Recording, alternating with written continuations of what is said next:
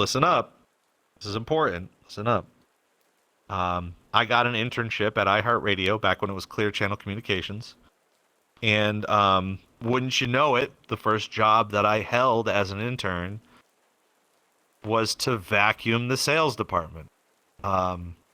They had a big sale.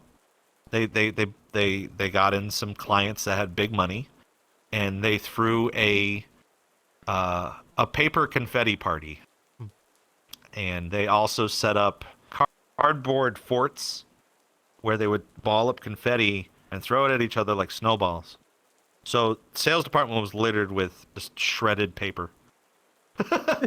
So my first job as an intern was to go in with the vacuum and vacuum clean up the sales department because they had a celebration.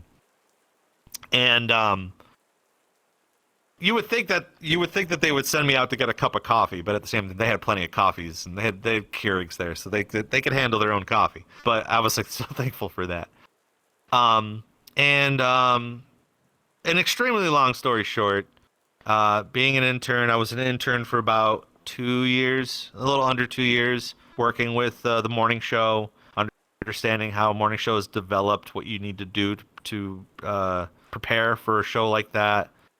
And then at some point in time, they built a new FM sports talk radio, because usually news and sports are usually on AM frequency. So now that they were trying to do HD FM radio for sports, was kind of the height of that type of market. They needed someone to run the board. So I got hired part-time as a board operator and was working sports radio, even though my boss at the time, he was like, what baseball team do you like watching? And I'm like, well, I was in Boston, so I guess I'll favor the Red Sox. And he goes, are we going to have any issues if you have to broadcast the Yankees? And I'm like, no. He goes, okay, good. Like, as long as the Yankees go on and they do their thing, it doesn't matter if they win or lose, you got to do the thing. So that was just kind of it.